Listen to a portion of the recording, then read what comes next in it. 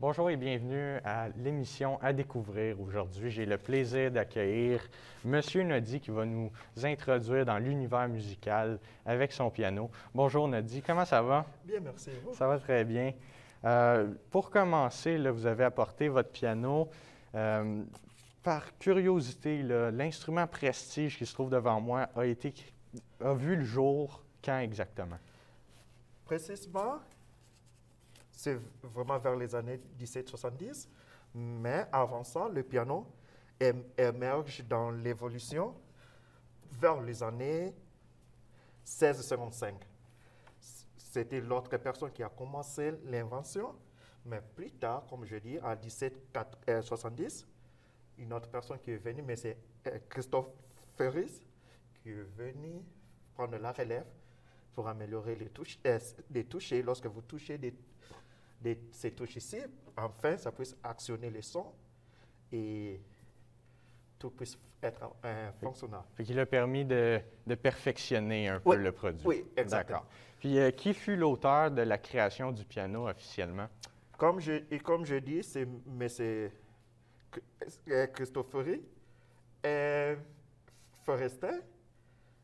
Lui, avec sa famille, ils ont pris après cette relève, ils ont étudié comment les sons devraient être faits, comment accorder le piano. En fait, au début, ce n'était pas vraiment ça, mais c'était du genre de piano classique, du gros, comme on dit, des grands pianos. Mais après, ils ont amélioré les touchés parce qu'il y a des cordes, il y a tout. Puis comme vous dites, ça a beaucoup évolué depuis le temps. Ouais. Puis la technologie a fait le suivi avec le piano. Donc on peut retrouver différentes gammes de pianos. Dites-moi, les pianos ont-ils apporté à tous les rangs sociaux? Je dirais oui, à nos jours aujourd'hui, ce piano que vous voyez, oui, parce qu'avant c'était réservé aux notables, c'était vraiment aux gens, les bourgeois, les gens riches, dans les événements du roi ou des choses, mais avec l'invention, avec cette vague de la technologie, nous venons avec celui-ci qui ne coûte pas cher comme les autres instruments au départ. Aujourd'hui, ça c'est la marque Yamaha, mais il y a des Korg, il y a des Casio, il y a plein d'autres marques qui sont apportées à tout le monde, que nous pouvons l'avoir quand nous voulons. OK. Puis, tu sais, nous savons que les plus jeunes apprennent plus vite et plus facilement. Mais est-ce que apprendre cet instrument Prestige, c'est facile, là, peu importe l'âge avancé en 2021, est-ce que c'est plus facile? Je dirais, le plus tôt que nous commençons, c'est mieux, parce que les doigts ne sont pas encore un peu trop durs, tout. Lorsqu'on commence en tant qu'enfant, les doigts sont trop souples à faire la rapidité ou quoi, mais avec tout âge, c'est possible. Parce que aujourd'hui, on a des grandes personnes qui apprennent avec des techniques des adultes. Vous apprenez des bonnes postures et beaucoup de choses. C'est possible. D'accord. Puis, c'est sûr que la clé du succès serait de vraiment pratiquer, puis c'est vraiment la pratique, là, Je dirais la pratique qu'est la pratique. Parfait. C'est malheureusement tout le temps que nous avions. Donc, merci d'avoir été présent sur le plateau. Prochaine chronique, c'est Cassandre qui va venir nous parler de la pierre lapis-lazuli. Puis, ça va nous faire plaisir de l'accueillir. Donc, restez des nôtres. Merci.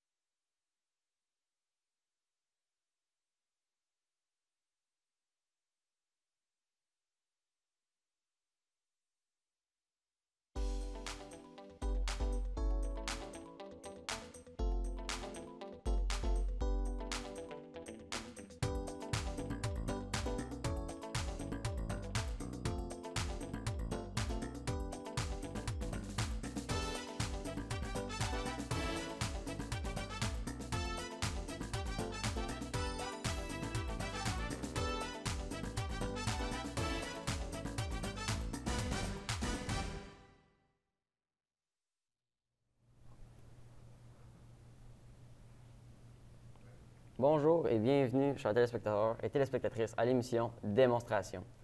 Pour l'émission d'aujourd'hui, nous avons le plaisir d'accueillir Vidlens qui va nous parler de sa montre un peu spéciale. Bonjour Vidlens, merci d'avoir accepté l'invitation. Bonjour Cédric, et pas de problème. Présente-nous un peu ta montre. Bon, ma montre, c'est la marque, tout d'abord, c'est une marque Grade, c'est GRDE. Puis c'est une montre qui est assez spéciale, comme tu l'as dit. C'est pratiquement une montre qui est presque comme les Apple, dans le sens que tu peux contrôler le niveau de ton cœur ici avec la lumière en arrière. Ça contrôle ça capte ton battement de cœur? Exactement. OK. Tout ton battement de cœur, ça te donne le plus haut puis le plus bas que ton cœur peut aller. Puis tu peux aussi contrôler le nombre de pas que tu as fait dans OK. une journée. Tu peux aussi contrôler le nombre de calories que tu brûles dans une journée. Puis ça te donne les messages sur l'écran. Puis ça donne aussi les notifications si tu as un appel. Puis ça te donne aussi la météo. Puis le timer, la chronomètre, tout ça, c'est pas mal assez. Puis tu peux même changer la bande pour différentes couleurs si tu le souhaites. OK. C'est pas mal ça. Fait que, est-ce que ça calcule le degré qu'il fait dehors? Par Exactement. jour? Ouais. So, OK. j'ai une application sur mon téléphone, puis ça synchronise avec l'Internet sur mon téléphone OK. ou le Wi-Fi. Puis ça envoie les données sur la montre. Puis c'est toujours direct, très précis en fait. OK. Yeah. Ça fait combien de temps que tu possèdes ta montre? Cette montre, ça va faire à peu près 5 mois depuis que je la possède. Puis je trouve que c'était un très bon achat. OK. C'est quoi ton paramètre dans la montre, ta partie préférée, là? Ma partie préférée, je dirais que c'est le battement du cœur, parce que je trouve que c'est quelque chose qui est très important, parce que des fois, je suis juste couché, puis je veux savoir c'est quoi le niveau de mon cœur qui est le plus bas ou le plus haut. Ouais. Ça dépend de... Yeah. Puis ça donne la lumière verte pour pouvoir lire le battement du corps et tout. C'est impressionnant aussi de voir que ça calcule toujours ton battement de cœur. Exactement. C'est toujours, je peux décider de le mettre sur automatique ou OK. bien de le mettre sur manuel. Comme ça va dépendre ça va varier du temps que je le veux ou non. OK. C'est quoi que tu aimerais améliorer de ta montre? En fait, si je voudrais améliorer, j'allais améliorer pour que je puisse parler dessus si quelqu'un m'appelle. Parce que je peux voir l'appel, je peux l'ignorer, je peux renvoyer l'appel ou OK. répondre, mais je ne peux pas parler dessus. Ce serait peut-être la seule chose que je pense que j'allais améliorer si j'allais garder la même marque. OK. Fait que dans le fond, tu reçois l'appel, mais tu peux pas répondre? Yeah, so je vois la notification sur la montre, OK. puis je peux appuyer sur refuser, OK. puis je peux appuyer sur répondre, mais si j'appuie sur répondre, je dois prendre mon téléphone pour pouvoir écouter Ah, ouais. et parler. OK. Tu comprends ce que je veux dire? OK. So, Ben, c'est quand même vraiment impressionnant de voir ça. Il y Yeah. a tout le temps des petits défauts, mais. Et, yeah, c'est pas mal ça. Yeah.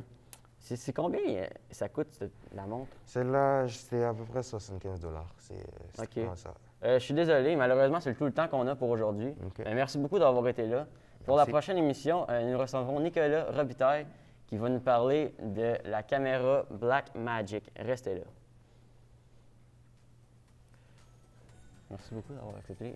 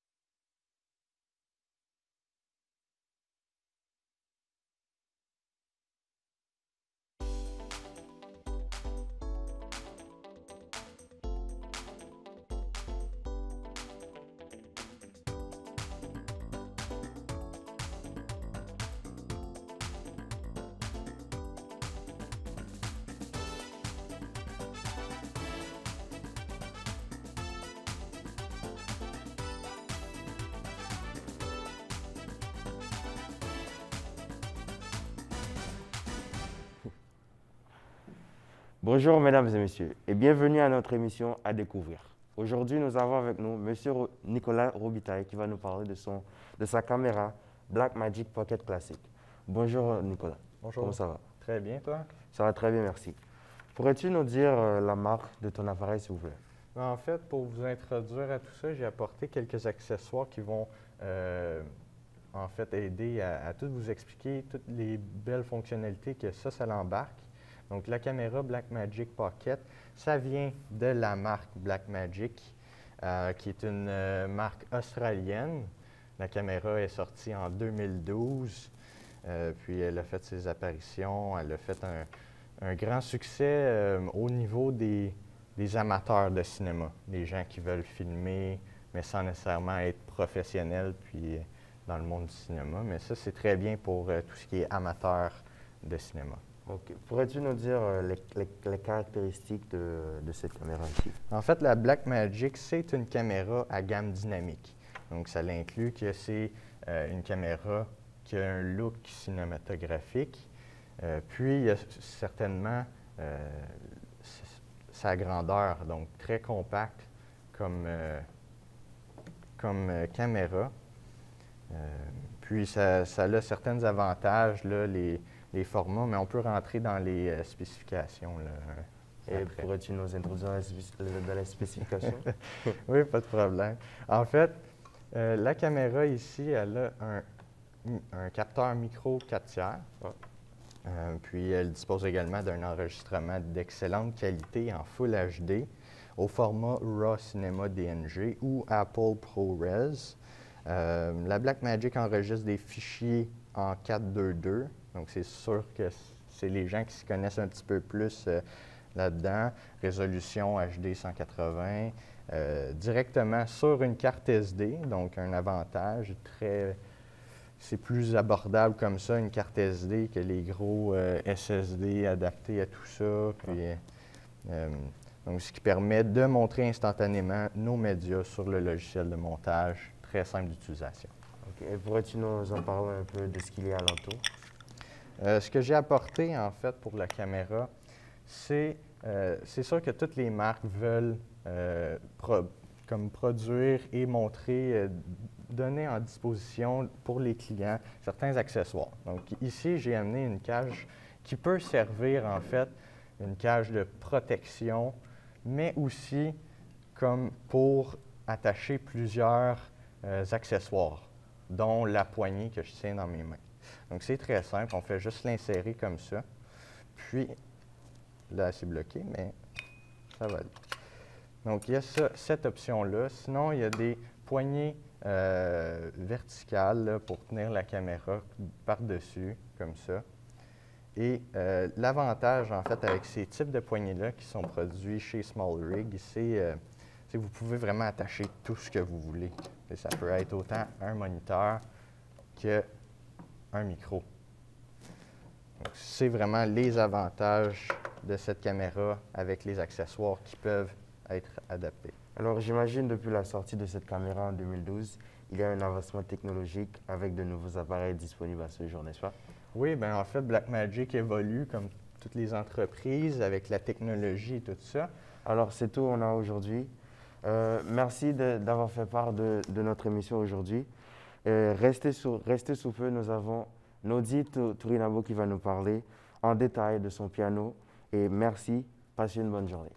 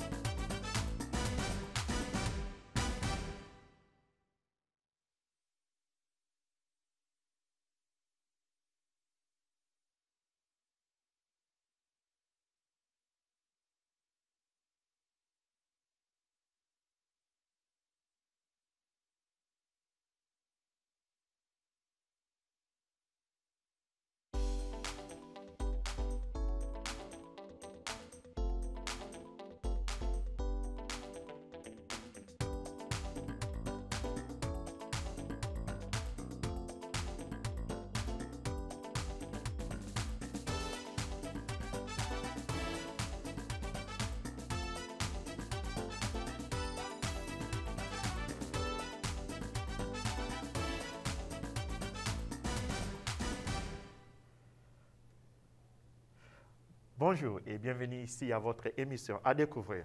Aujourd'hui, une journée très spéciale car nous recevons pour vous la charmante Cassandre. Elle va nous parler de sa pierre, lapis lazuli. Bonjour Cassandre. Bonjour, Comment ça va? bien et toi? Très bien. C'est quoi cette pierre? Alors, cette pierre, c'est une pierre de lapis lazuli. Donc, lapis en latin, ça veut dire pierre, et lazuli, c'est en arabe, ça veut dire bleu. Parce que cette pierre est majoritairement bleue, comme on peut le voir. En fait, cette pierre, une pierre, c'est quelque chose qui va constituer la terre. Et la terre, et les pierres ont plusieurs minéraux pour constituer en gros, il faut plusieurs minéraux pour faire une pierre. Et le lapis lazuli est donc constitué de 4 minéraux principaux. Donc la lazurite, ce qui va lui donner sa couleur bleue, la sodalite, la calcite, ce qui va lui donner la couleur blanche qu'on peut voir ici, et la pyrite, qui donne la couleur en or.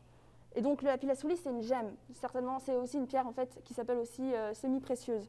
Donc en gros, ça veut dire qu'elle est attrayante de par sa couleur et aussi qu'elle a une résistance, elle est très résistante à une utilisation fréquente. Et il existe 3 catégories de gemmes. On a les pierres organiques qui sont les l'ambre, par exemple, la nacre ou la perle. On a aussi les pierres précieuses, donc le diamant, le rubis, le saphir et l'émeraude. Et on a du coup les pierres fines. Donc elle, c'est une pierre fine. Donc c'est tout ce qui ne rentre pas dans les 2 autres catégories. Et depuis combien de temps avez-vous découvert cette pierre? Alors, c'est pas moi qui l'ai découverte déjà, mais, Ou les gens qui l'ont découvert? mais cette pierre a été découverte il y a environ 6000 ans en Afghanistan. Ouais. Ça fait longtemps. Ouais, mais en plus, on a trouvé des écrits de Mésopotamie qui datent de plus de 6500 ans. Donc, on ne sait pas exactement en fait quand est-ce qu'elle a été vraiment découverte. Oh, et c'est quoi les principales utilisations de lapis lazuli? Alors, il y a des utilisations anciennes comme récentes. Donc, déjà, dans le Proche-Orient et en Égypte, dans les civilisations anciennes, cette pierre était considérée comme une pierre précieuse parce qu'elle était beaucoup plus chère que l'or en fait. Et elle était aussi appelée la pierre des dieux ou la pierre des pharaons. Parce que du coup, les pharaons utilisaient cette pierre sur des amulettes, donc des scarabées par exemple, ou dans les yeux des statues, parce que ça rappelait les yeux de divinité. Parce que le bleu rappelle le ciel et la dorure rappelle les étoiles. Donc c'était vraiment une pierre divine. Ensuite, on l'a utilisée au Moyen-Âge en peinture. En fait, on l'écrase la pierre et ça nous donne un pigment bleu qu'on appelle aussi actuellement le pigment d'outre-mer. Et d'ailleurs, la chapelle Sixtine, le toit, a été peint en fait avec ce pigment-là. Et ensuite, j'ai pas fini s'il vous plaît. Oh, désolé. Et ensuite, elle sert aussi dans la décoration de colonnes ou d'assiettes. On peut fabriquer des assiettes, des bols, des cruches, tout ce que tu veux en fait avec ça. Oh, parfait. Mais vous évoquez ici l'utilisation des transformations des lithothérapies. Oui. C'est quoi? Alors, pouvez-vous nous expliquer? Oui, bien sûr. La lithothérapie, en fait, c'est la thérapie par le biais des pierres ou des cristaux. Donc, en gros, il faut juste porter la pierre sur soi. Donc, on peut la porter en collier, en bracelet, en boucle d'oreille, en bague, en n'importe, on s'en fiche. Cette pierre-là symbolise la protection, en fait. En fait, porter cette pierre, ça pourrait aider à traverser des moments difficiles, ça peut redonner le courage, ça peut aussi soulager le stress et tout. Donc, en gros, elle peut rehausser aussi la confiance en soi. Donc, c'est une pierre qui est vraiment meilleure pour des personnes qui sont introverties ou qui sont vraiment très très timides. Et puis aussi, apparemment, elle aiderait les relations humaines entre 2 personnes. Donc s'il y a un conflit et que tu veux régler un problème avec quelqu'un, prends cette pierre. Apparemment, ça fonctionne. Et c'est où pouvons-nous trouver cette pierre à l'ère actuelle? Alors actuellement, cette pierre... Oh, désolé, je dois vous couper. Malheureusement, c'est tout le temps qu'on a. C'est pas grave. Mais quant à vous,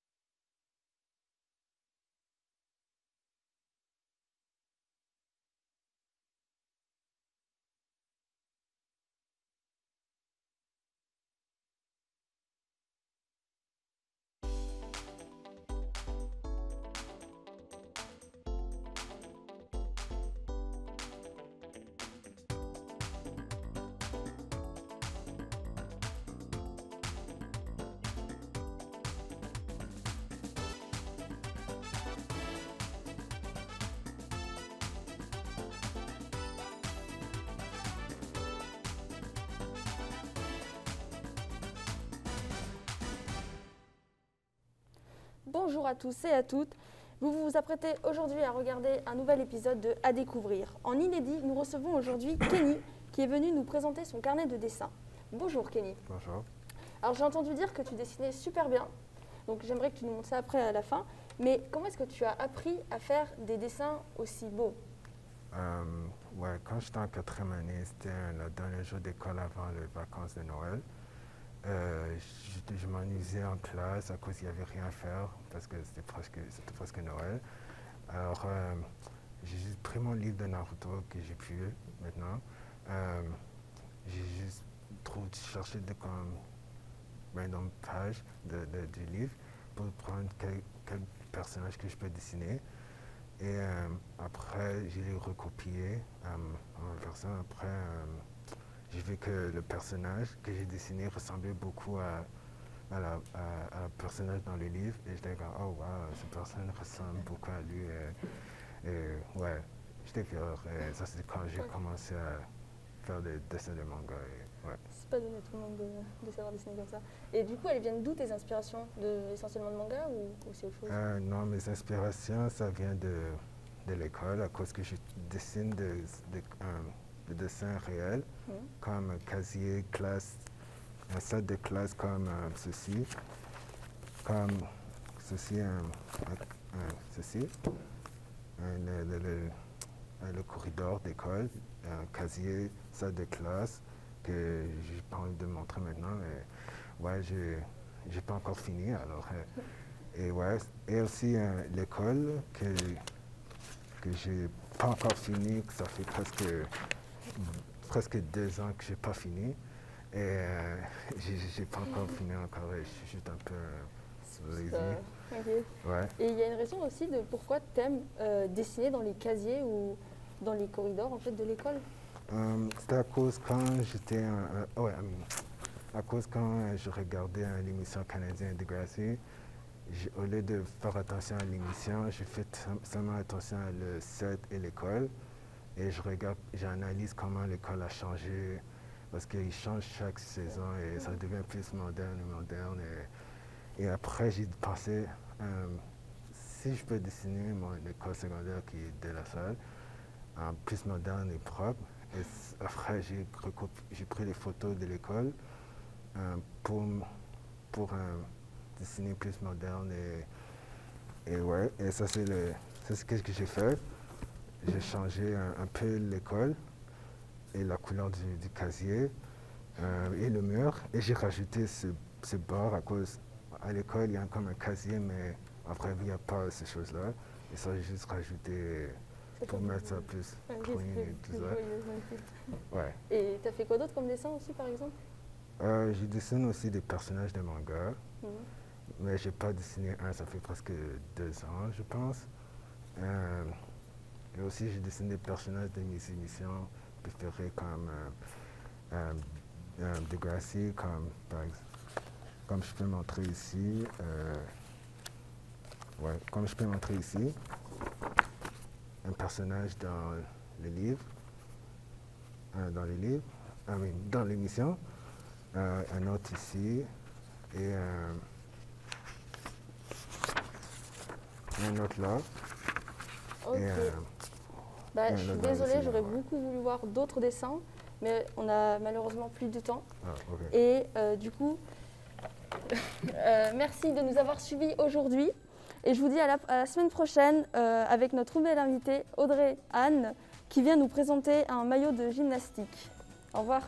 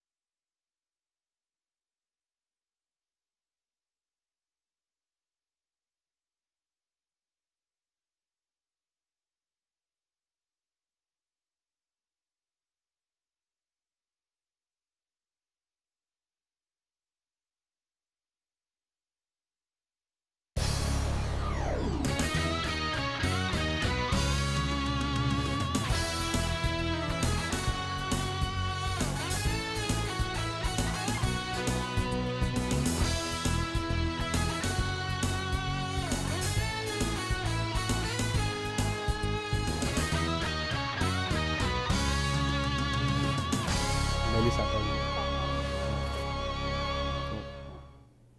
Alors, bonjour et bienvenue tout le monde à l'émission À découvrir.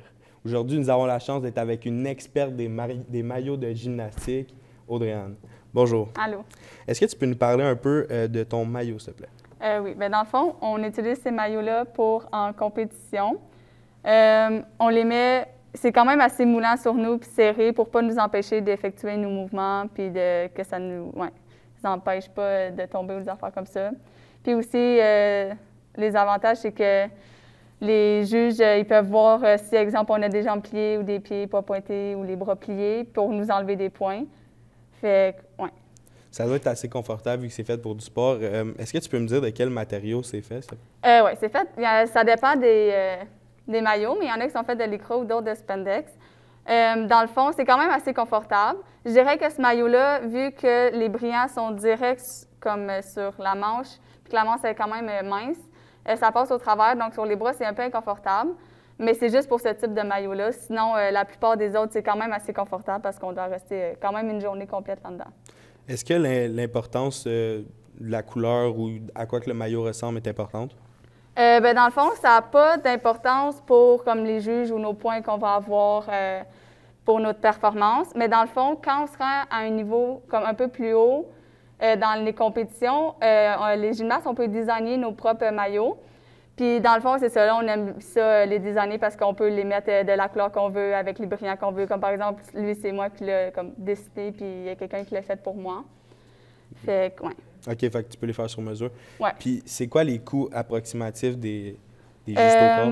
Des maillots, exemple d'entraînement, ça peut varier entre 30 puis 80, 100 $. Ou sinon, des maillots de compétition comme ceux-là à manches longues, ça peut varier entre 150 ou 400 $. Il y en a vraiment qui payent cher pour avoir beaucoup de brillants ou beaucoup de motifs, de couleurs ou de textures différentes. OK. Puis toi, est-ce que tu en as beaucoup comme ça, des maillots?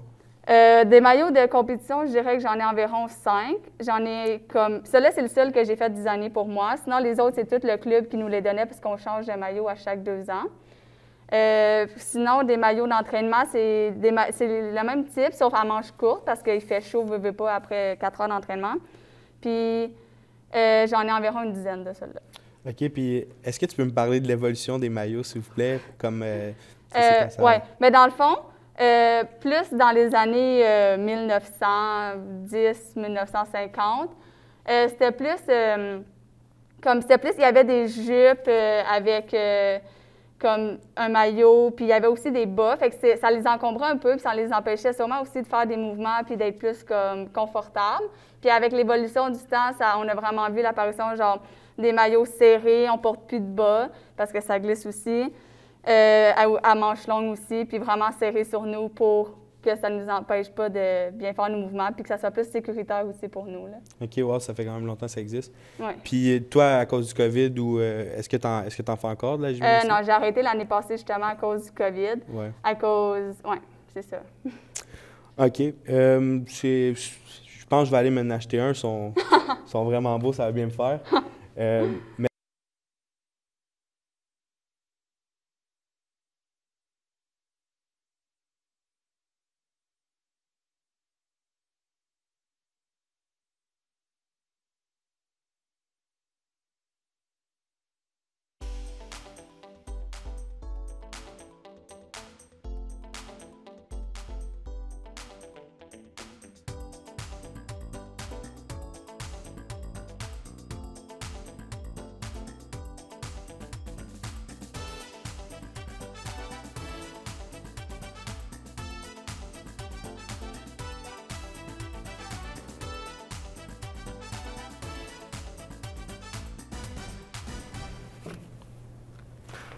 Bonjour à vous tous. Bienvenue à l'émission Démonstration et découvrir. Mon nom c'est Kenny Makolo et je serai votre premier animateur aujourd'hui. Aujourd'hui, nous avons d'accueillir Alexandre Morin qui va nous présenter sa petite voiture qu'il avait quand il était petit. Bonjour Alexandre. Salut. Pourquoi vous avez choisi cet objet? Ben, j'ai décidé de prendre ma petite voiture qui est juste ici parce que ça me rappelle, c'est mon papy qui me l'a donné, mais malheureusement il est décédé aujourd'hui. Puis ce que ça me rappelle, c'est c'est quand on regardait ensemble la NASCAR à la télé. Puis aussi, ça me rappelle quand on jouait dans son sous-sol avec plein de petites voitures. On se faisait des histoires avec, puis on pouvait passer un après-midi au complet à jouer avec. En tout cas, c'est ça vraiment mon souvenir avec. Wow, ça, ce sont de bons souvenirs, hein?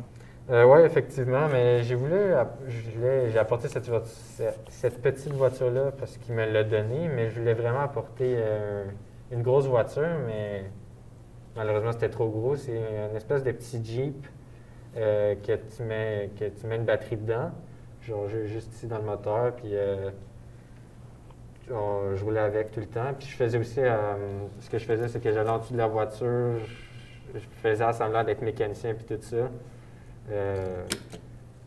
Puis c'est là qu'est devenue ma passion, je crois, pour les voitures. C'est grâce à lui. Ça, vous disiez plutôt que vous aimez les voitures. Pourquoi trouvez-vous ça intéressant? Honnêtement, je ne pourrais pas vraiment te dire pourquoi j'aime vraiment autant que ça. C'est comme une passion, mais ce que je peux dire, c'est que tu une espèce de grosse famille. Tout le monde peut tout le temps t'aider. Genre, si tu as un problème avec, tu veux écrire sur un forum, quelqu'un va t'aider. On est tout le temps là les uns pour les autres. Puis aussi, quand pour certaines personnes, juste marcher, ça fait du bien. Mais moi, c'est conduire, ça me permet de me libérer l'esprit.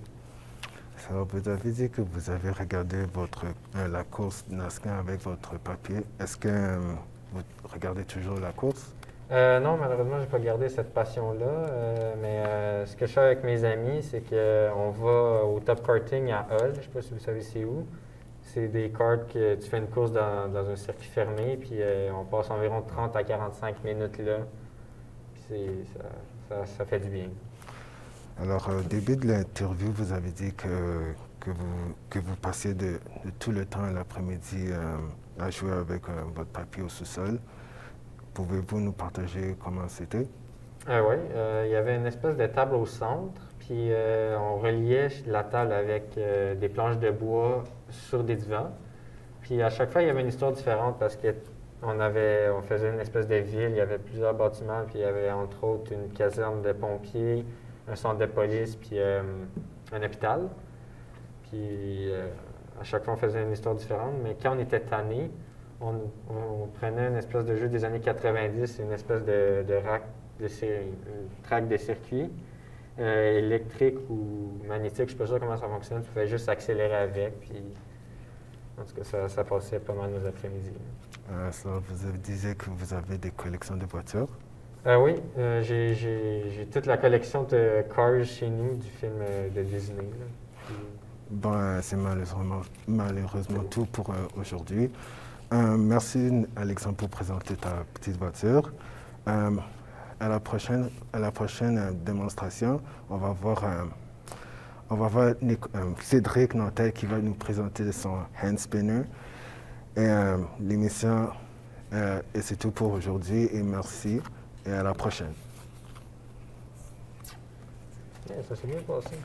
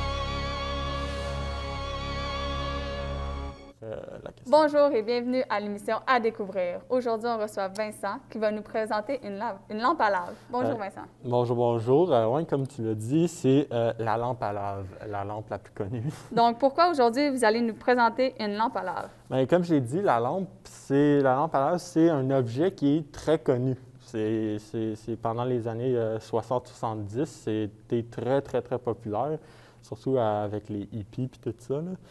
Puis, je crois que beaucoup de monde la connaissent, mais pas beaucoup de monde savent comment ça marche. Donc, mon but, c'est d'informer tout le monde, puis de dire quelques faits cocasses à propos de la lampe à lave. OK, donc pouvez-vous nous expliquer qu'est-ce qu'une lampe à lave? Oui, une lampe à lave, c'est 3 parties. C'est la lumière que, malheureusement, je n'ai pas. C'est très dommage. Mais ouais, je n'ai pas pu apporter la lumière nécessaire. J'ai ici une mixture de wax dans un liquide translucide que, avec la lumière ici, réchaufferait et créerait des bulles de cette mixture-là qui monteraient, refroidirait et redescendrait jusqu'au fond pour se faire réchauffer à nouveau puis recommencer le cycle encore et encore et encore. Donc, ouais, malheureusement, on n'a pas de lumière en studio pour le montrer, mais... Donc, c'est pour ça que vous dites lave, parce que ça agit comme un volcan, dans le fond? Oui, genre... Okay. Ouais, on peut dire ça comme ça. Là. Ça monte, c'est chaud en bas, puis là, ça monte, puis là, ça redescend, puis là, ça refroidit en haut. Ouais, on peut voir ça comme ça. Puis qui a créé la lampe à lave? C'est un Anglais qui s'appelle Edward Craven Walker. Il a créé la lampe à lave en 1963, qui était... Pendant que lui, il travaillait dans l'éclairage, il avait une compagnie, en fait... qui s'appelait Matt Moss, puis il a décidé que lui, ça lui tentait de faire comme une expérience là, avec tout ça, créer une lumière plus inconventionnelle que celle-là du temps. Puis c'était pas un hit au début, définitivement pas. Puis ça a surtout... c'est quelques années plus tard que ça a commencé à ressortir. OK. Est-ce que vous avez quelques faits intéressants à propos de la lampe à lave? Oui, bien sûr. Il y a le nom de la lampe à lave avant, c'était le Astroglobe, parce que ça faisait des globes de wax. Il n'y en a aucune lampe identique. Donc, même si tu en achètes une centaine de lampes à lave, aucune vont être identiques. Il y en aura tout le temps une petite différence. La couleur, comment les bulles se font, parce que c'est ça l'affaire, ça se divise tout le temps différemment et ça donne tout le temps une nouvelle expérience à la personne. Et ouais, c'était un objet de luxe. Ah, OK. Excusez. Merci de nous avoir présenté une lampe à lave et c'était quoi. Donc, restez avec nous pour la prochaine émission avec Simon qui va nous présenter une rondelle de hockey. Mais c'était-tu, Jacques?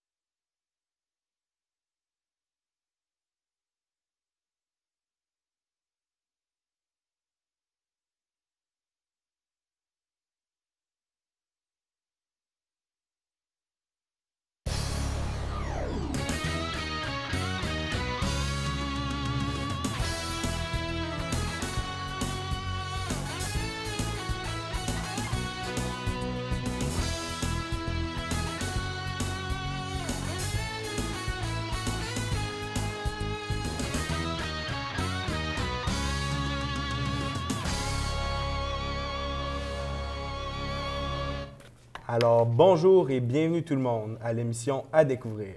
Aujourd'hui, nous avons la chance d'être avec un vrai passionné du hockey. Bonjour Simon. Bonjour. Est-ce que tu pourrais me parler de l'objet que tu as décidé d'apporter ici en studio ce matin? Oui, bien sûr. Dans le fond, mon objet que j'ai décidé d'amener aujourd'hui, c'est une rondelle de hockey. La rondelle de hockey est bien évidemment utilisée pour jouer au sport, le hockey. Et c'est ça, c'est une puck officielle d'une game de hockey que j'ai attrapée à une partie.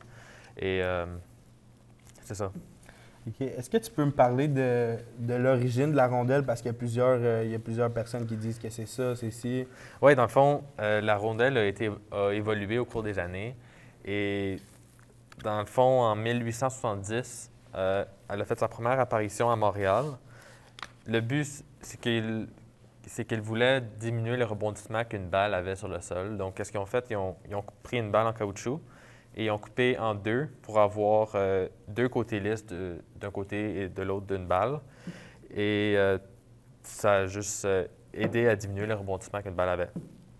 Et ensuite, en 1875, la rondelle a officiellement été utilisée lors de la première démonstration d'une partie de hockey. Et en début 1900, le sport a pris naissance avec l'utilisation de la rondelle.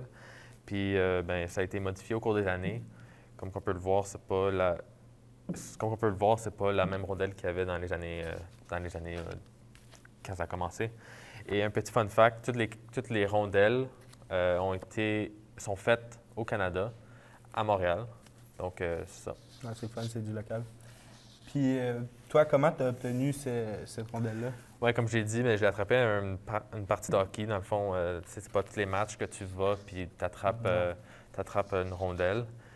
Et dans le fond, la rondelle a été déviée d'un bâton puis par-dessus la vitre. Et j'ai eu la chance d'attraper la rondelle qui a atterri tout près de moi. Comme je sais bien, tu es un passionné des sénateurs. Est-ce que tu peux m'expliquer pourquoi? Bien, la raison pour laquelle je suis un fan des sénateurs, c'est que ça fait partie de moi depuis que je suis tout jeune. Mon père est un gros fan de sport et des sénateurs d'Ottawa aussi. Donc, ça restait dans la famille et tout ça. Puis aussi, j'ai plein d'accessoires des sénateurs dans ma chambre. J'ai un gros drapeau aussi. Puis j'ai beaucoup de jerseys des Sens. Aussi, je viens d'Ottawa, donc c'est plus facile pour voter une équipe quand ça vient de ta ville. Donc, Puis, toi, est-ce que tu as déjà fait partie d'une équipe? Est-ce que tu as déjà joué dans une ligue?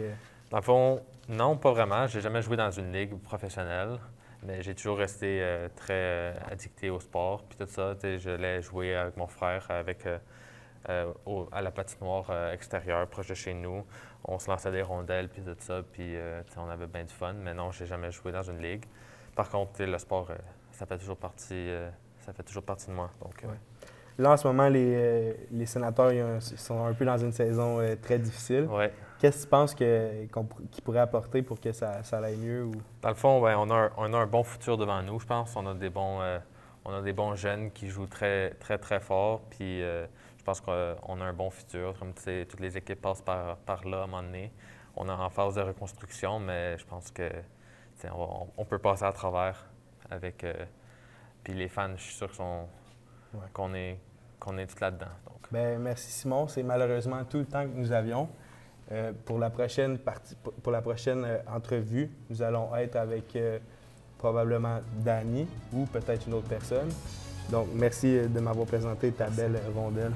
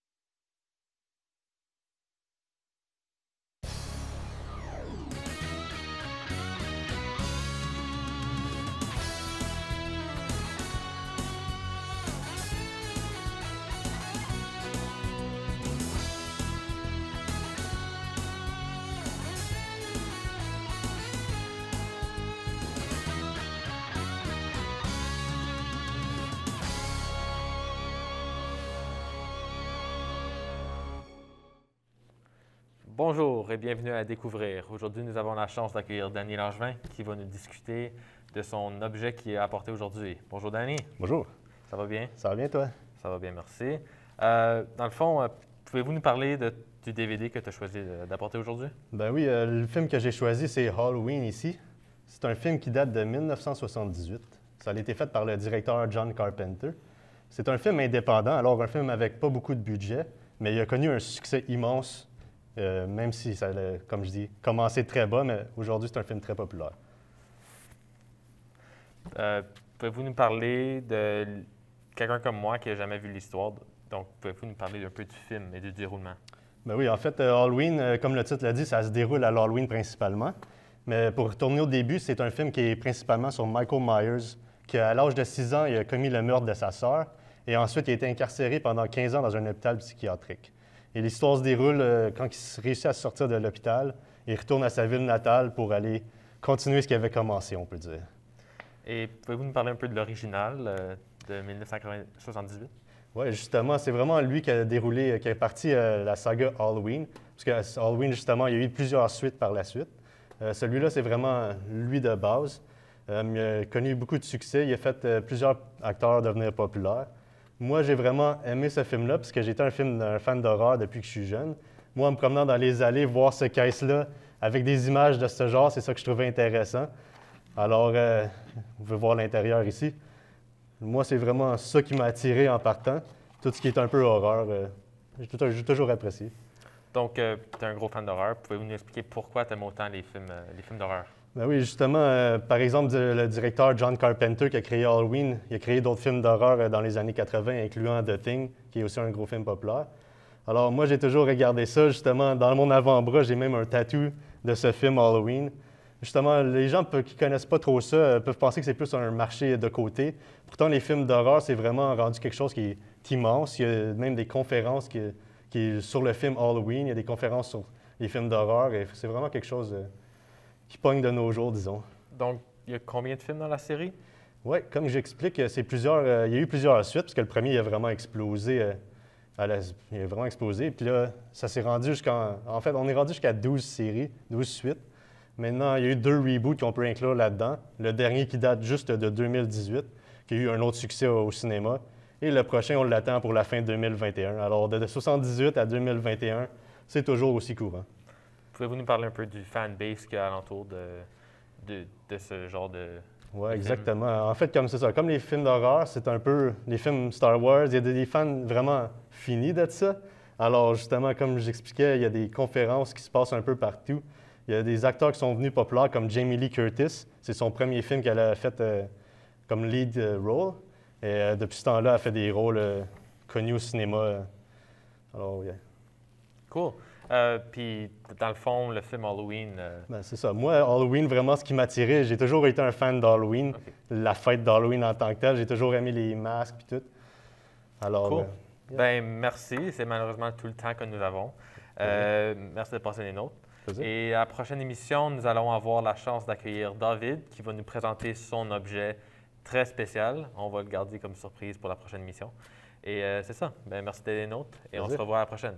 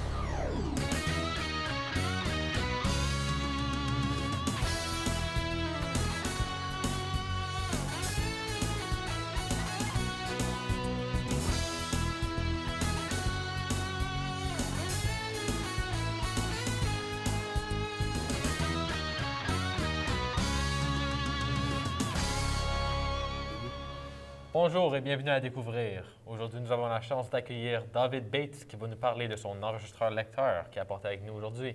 Bonjour David. Bonjour. Ça va bien? Ça va bien, toi? Oui, ça va. Bien, dans le fond, pouvez-vous nous parler un peu de l'objet que tu as apporté aujourd'hui? Ben, dans le fond, moi, j'ai décidé d'apporter un lecteur-enregistreur cassette de Optimus, de Radio Shack, avec une cassette Maxell de 90 minutes. Cool.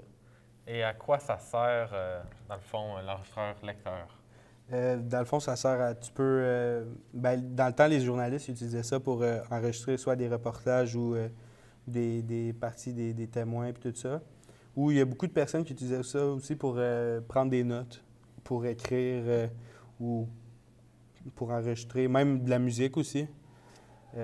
Tu peux faire beaucoup de choses avec ça. Puis les cassettes, tu peux en trouver plusieurs types qui durent plusieurs... il y a plusieurs types de différentes minutes, avec soit de la meilleure qualité ou de la moins bonne qualité. Puis pour vrai, c'est très simple à utiliser, puis c'est assez solide aussi. C'est ça, bien, peux-tu nous expliquer un peu le fonctionnement de l'enregistreur? Oui, bien, ici, il y a des boutons Stop, Fast Forward, Rewind. Il y a Record and Play. Puis tu peux voir ici le nombre de batteries qui te reste dedans. En l'ouvrant, tu peux mettre la cassette. Puis tu peux même mettre des écouteurs ici au bout. Puis la cassette, elle... La cassette, c'est pas vraiment compliqué, à part si le ruban, si la cassette brise puis le ruban il va partout, ça c'est moins le fun. Donc là, il faut le rouler. Ben, je sais, ouais. Bien, peux-tu expliquer un peu plus la cassette y a-t-il différents types de cassettes, puis c'est quoi le... Oui, il y a différents types de cassettes, comme ça le dit ici. Celle-là, c'est une de 90 minutes. Tu peux en trouver de 60-30 minutes aussi. Je crois que 25, je ne suis pas sûr, mais c'est ça. Puis, tu peux acheter des cassettes aussi. Il y avait une entreprise qui s'appelle les Maisons Columbia. Puis ces cassettes, cette entreprise-là vendait pour 1 sou 12 cassettes. Puis, ils envoyaient ça par la poste, puis tu recevais ça. Là. Puis, beaucoup de personnes étaient abonnées à ça. Cool. Puis aujourd'hui, bien évidemment, on ne voit plus vraiment ça. Y a-t-il quelque chose qui a remplacé les enregistreurs lecteurs comme ça? Oui, évidemment, tout le monde a un téléphone cellulaire aujourd'hui, ou presque tout le monde. Puis on a juste la fonction d'enregistrer ou même faire des vidéos, fait que ça, c'est plus trop utile. Mais c'est facile à utiliser, puis c'est pas mal les cellulaires qui ont remplacé ça. Peux-tu nous parler, qu'est-ce qui va toujours rester des cassettes? Il va toujours... les journalistes utilisaient beaucoup ça. Puis il va toujours rester des entrevues ou même des musiques. Il y avait beaucoup de personnes qui enregistraient de la musique avec ça. Ou justement des notes, du monde qui voulait prendre des notes. Fait que si on fouille bien partout puis on trouve des cassettes comme ça, c'est sûr qu'il y a des vieux trésors à trouver. Là. Des enregistrements assez, des fois comiques ou de la bonne musique. Cool. Puis tu as parlé de la Maison Columbia. Puis ouais. Y a-tu comme un... j'ai vu récemment que ils sont sur la protection de la faillite. C'est sûr qu'avec Netflix et tout ça, ils vendaient des CD récemment, puis c'est sûr qu'avec tout ça, ça a bloqué l'industrie. Mm-hmm. Mais je crois que ça allait quand même partir parce que, tu sais, aujourd'hui, tu sors ton cellulaire puis tu as tout directement dedans. Fait. Cool. Bien, merci beaucoup. C'est malheureusement tout le temps que nous avons aujourd'hui. Merci d'avoir été des nôtres. Et dans la prochaine émission, nous avons la chance d'accueillir Vincent Lefebvre qui va nous parler de sa lampe à la... Merci.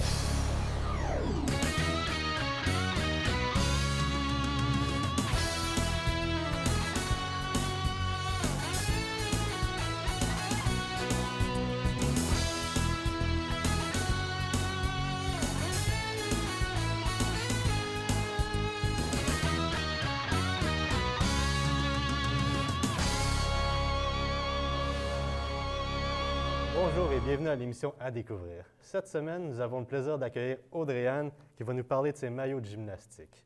Bonjour Audrey-Anne, Allô. ça va bien? Ben oui, toi? Ben oui, ça va. J'aimerais savoir, c'est quoi les avantages au juste corps? Dans le fond, un juste corps, c'est quand même fait serré sur nous, puis c'est moulant. Puis aussi, ça permet aux juges de nous voir si on a les jambes pliées ou les bras pliés pour nous enlever des points. Puis aussi, dans le fond, ça nous permet d'être plus aérodynamique, puis on n'ait pas d'être ici dans notre chemin quand on fait nos mouvements. Fait que c'est plus sécuritaire aussi pour nous. Ah, super. Je vois que tu en as apporté plusieurs aujourd'hui. Celui-là est en manche longue, mais je vois que tu as différents modèles. Peux-tu nous en parler? Oui. Fait que dans le fond, on a nos maillots de gymnastique de club, que tout le club, on a le même. Fait que ça, exemple, c'est un exemple de maillot que tout le monde en avait il y a 3 ans. Dans le fond, ça, c'est le club qui l'a designé pour nous, puis on doit l'acheter pour nos compétitions.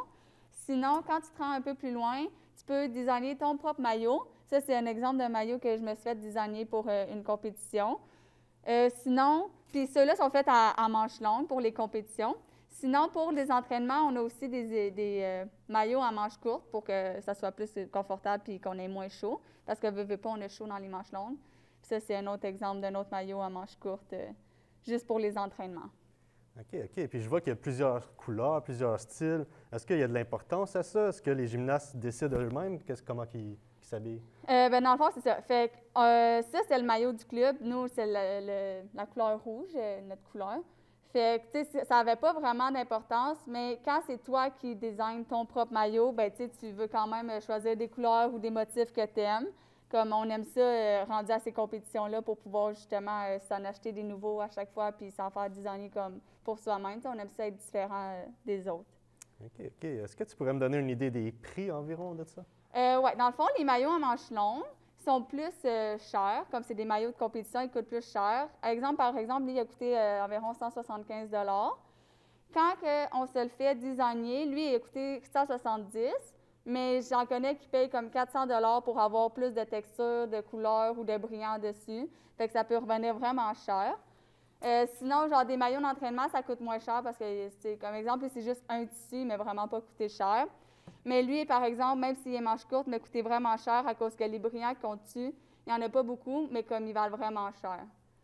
OK, c'est ça. Je vois qu'il y a différents types de tissus. C'est tout fabriqué différemment? Oui. Dans le fond, il y en a qui sont faits de lycra, d'autres de spandex. Je sais pas c'est quoi, mais... Ça a l'air très doux, je peux te dire. Oui, celui-là, il est vraiment doux puis il est vraiment confortable. Sinon, pour les maillots de compé, les manches sont un peu moins confortables, mais reste que le reste du maillot à l'intérieur, comme on a un tissu double pour... ici aussi, on a un tissu double pour que ça soit plus doux pour notre corps. OK. Est-ce qu'il y a déjà eu de l'évolution dans les maillots de gymnastique ou ça a toujours pas mal été pareil? Dans le fond, avant, les maillots de gymnastique, c'était pas vraiment fait serré comme ça. C'était plus, il y avait des jupes aussi que j'avais lues ou comme avec des bas. Fait que, genre, c'était plus dangereux pour les gymnastes, parce qu'ils pouvaient s'enfarger ou comme dans leur jupe, là, ou comme des affaires comme ça. Mais après ça, c'est devenu de plus en plus serré, puis... Après ça, plus tard aussi, c'est là que ça a commencé qu'on pouvait designer nos propres maillots puis décider quel qu'on voulait. OK. Alors, toi, c'est celui-là que tu utilises présentement, oui? C'est celui-là? OK. Oui. C'est bon. Merci de nous avoir rejoints aujourd'hui. Alors, pour la prochaine émission, nous allons recevoir David qui va nous parler de son enregistreur cassette.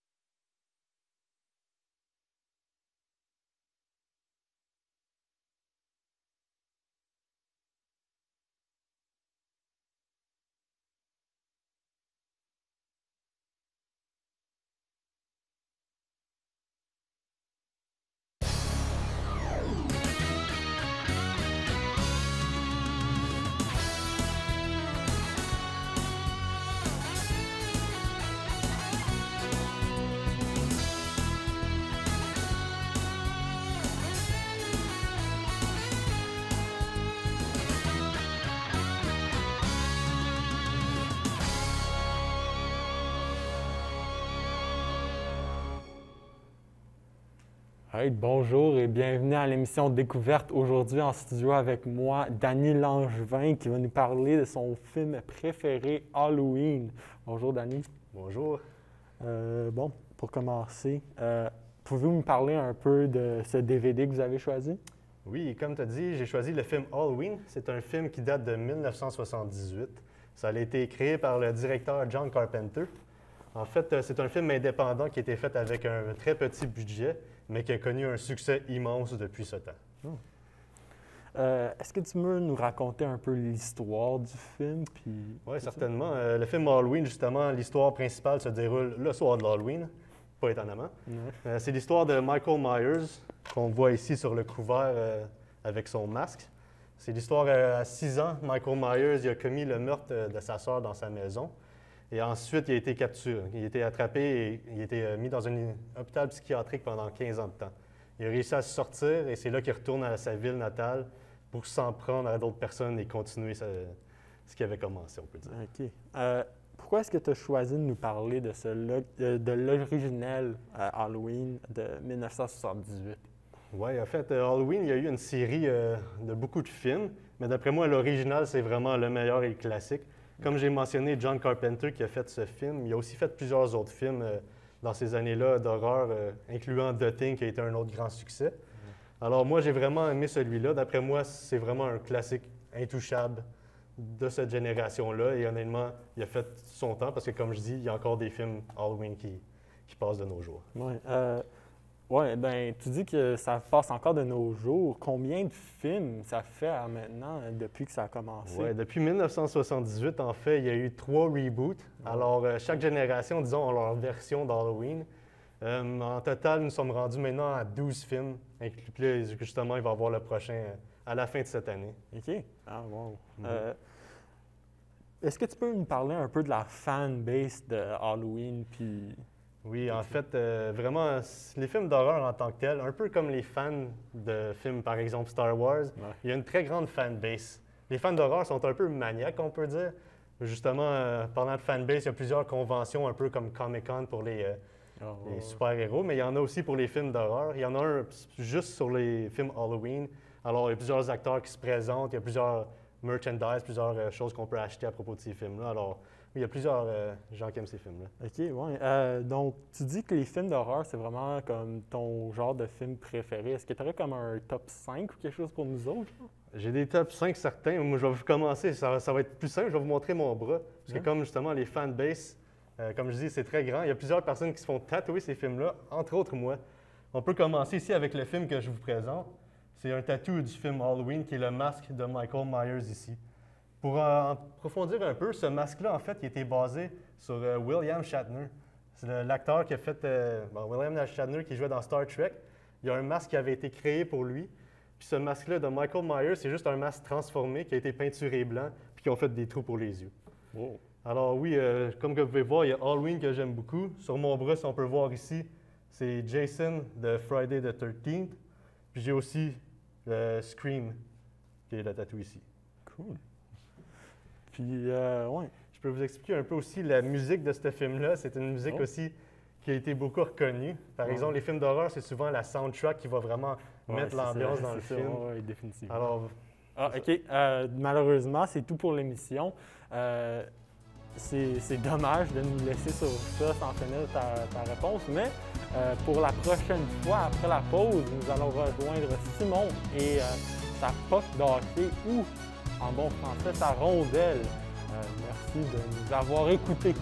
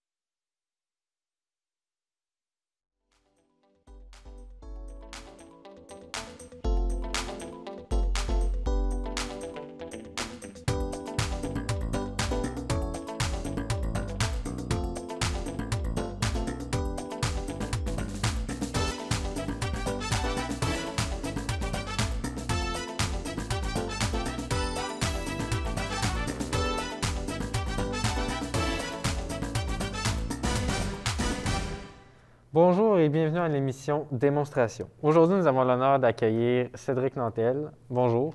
Bonjour. Il va nous présenter son jouet qui est un hand spinner. Donc, pour que tout le monde soit sur la même longueur d'onde, explique-nous donc ce qu'est un hand spinner. Premièrement, un hand spinner ou fidget spinner, c'est une toupie plate qui tourne sur elle-même. Puis, dans le fond, pour la faire tourner, c'est vraiment simple. Il suffit avec son doigt, la pousser. Puis comme ça, ben, tu peux la tourner. Puis c'est pas mal juste ça. Puis en 2017, ce jouet-là, comme on pourrait dire, c'était vraiment populaire. Ça a battu des records de vente. C'était présenté comme un objet thérapeute, utilisé par les thérapeutes, les adultes, pour des enfants ou adultes autistes ou hyperactifs. Aussi, ce qui est le fun avec ça, c'est qu'il a été présenté comme un objet qui pouvait réduire le stress.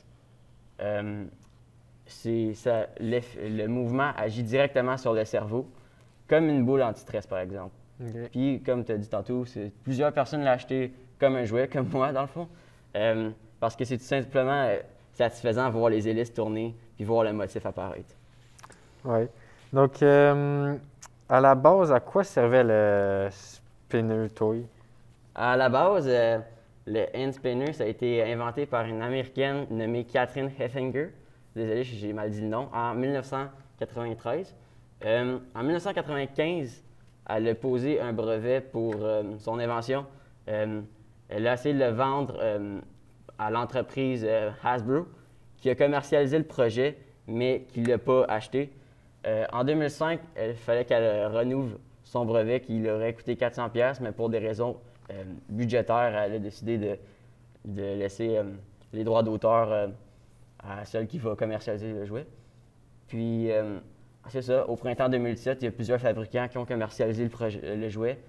Et puis, ça a été souvent présenté comme un objet thérapeute visant à améliorer la concentration et comment je pourrais dire ça? De réduire les symptômes de certaines maladies, les guérir. OK. Combien coûte environ un objet comme ça? Ça dépend de certains éléments qu'il faut mettre en compte, comme de quelle compagnie tu l'achètes, premièrement. Mm-hmm. On pourrait parler du matériel utilisé. Moi, il est en plastique. Il y en a qui sont en métal, en acier inoxydable. Le look, tu peux avoir, comme moi, il est orange, tu peux avoir des lumières autour, tu peux avoir une thématique. Je n'ai vu, c'était des Harry Potter, des Star Wars, ça c'est inclus dans le prix. Et puis, le temps de rotation. Les meilleurs modèles, ils durent 5 minutes maximum. Puis, c'est pas mal ça, mais vu que les hand spinners sont rendus beaucoup moins populaires, les prix ont chuté. Comme moi, j'ai acheté ce hand spinner-là en 2017, ça m'a coûté 15$. Maintenant, tu pourrais l'avoir en bas de 5$. OK, oui, ça a vraiment diminué. C'est comme une mode, dans le fond. C'est ça. Puis, qu'est-ce que vous aimez vraiment